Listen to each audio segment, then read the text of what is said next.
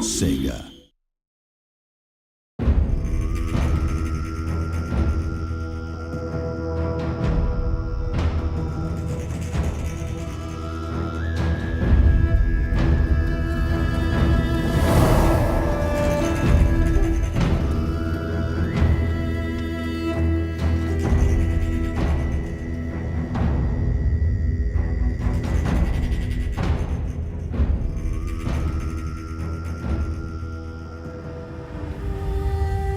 Attila was born into an uncertain and savage world.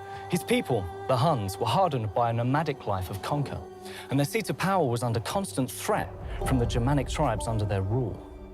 Almost all accounts of the Huns come from their enemies. Jordanes the Goth wrote of them as scarcely human, a savage race who made their foes flee in horror because their aspect was so fearful. Though they live in the form of men, they have the cruelty of wild beasts. Into this world came a man more ruthless, more bloodthirsty, and more terrifying than any before. The Christians thought him sent from hell itself and named him the Scourge of God. His name was Attila the Hun. Attila had to struggle for dominance from an early age. He and his brother Bleda commanded troops from youth and saw bloodshed on the battlefield from their teens. In 434, Attila and Bleda rose to power with the death of their uncle Ruger. The brothers wasted no time in asserting their dominance, forcing the Eastern Roman Empire to sign a treaty 1 year later. Initially, the Romans paid a retainer to the Hun for their services as mercenaries, but under Attila, it would become a form of extortion and coercion. In 440, they broke this treaty and turned their attention to the borders of the Roman Empire and began a bloody assault on the north bank of the Danube.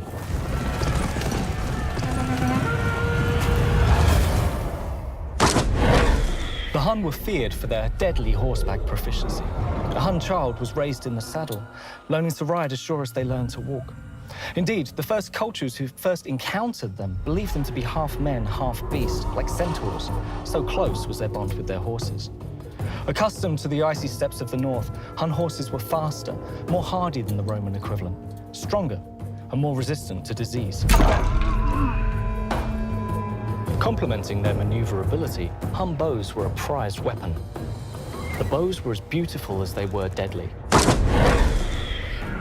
and could kill at 150 meters, safe from the range of their enemies' weapons. A Hun arrow fired from horseback is estimated to hit with the speed and power of a modern bullet. The Huns tore through the Danube and took Nisus in 443. Such was the bloodshed that the river was said to be bloated with blood and bones of the victims for years to come. They didn't stop here, and through a series of savage mobile campaigns laid waste to the Eastern Roman Empire, reaching as far as Constantinople. Emperor Theodosius, wary of losses, negotiated peace with the Hun once more. Attila knew the surest route to dominance, by spreading terror through the creation of his own legend. A legend built on the bones of his enemies, including his very own brother. In 445, it said that Attila had Bleda murdered in his sleep, and upon his death, took control of the entire Hun Empire.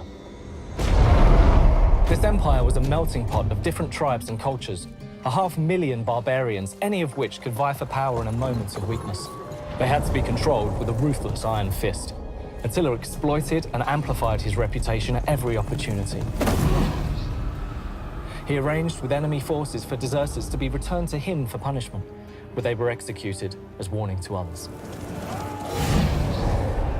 In 446, Attila's forces descended like a swarm across the Black Sea and pillaged, desecrated, and slaughtered their way across the Mediterranean.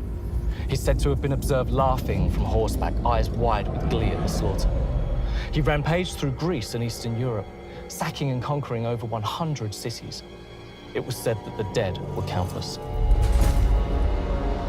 By 450, Attila was in almost unmatched power in the Eastern Roman provinces. Knowing this, and seeking to escape an arranged marriage, the sister of Western Emperor Valentinian III wrote to Attila, appealing for his aid and proposing an alliance. Attila, taking this as a wedding proposal, used the plea to his advantage. He claimed the proposal legitimate and demanded half the Western Roman Empire as dowry. When he was inevitably refused, he used it as the excuse he'd always wanted and attacked the Roman heartland.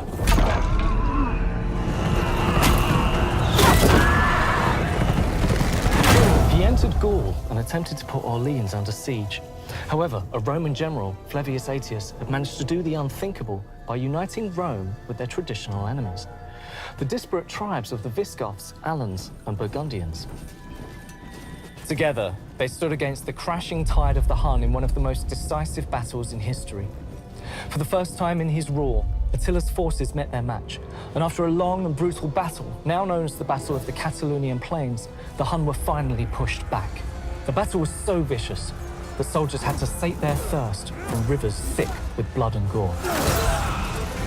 Attila could not be subdued for long, however, and the following year, the Scourge of God struck once again, attacking Italy and Rome itself. Once again, towns and cities quaked before him, many refusing to stand in opposition. Such was now his reputation for savagery. Finally, at the gates of Rome, Emperor Valentinian sent a delegation to brook for peace. Wary, Attila's army succumbing to disease and his homeland threatened by the Eastern Roman Empire behind him, he performed his last great coup. Attila demanded gold and safe passage to his homelands, and received them. Returning home and never one to settle, Attila took yet another wife. In the tradition of the Huns, the wedding was a raucous and drunken affair, and Attila, now some 50 winters old, was not the drinker he once was. He passed out on his back in his wedding tent. When he was discovered, he had choked to death on his own blood. Attila was honored in death, sealed in 3 great coffins of iron, silver, and gold, and interred in a secret location, still a mystery to this day. In keeping with a life of savage violence, the men who interred Attila were slain, that Attila the Hun's final resting place be lost to time. Even in death, Attila wrought death.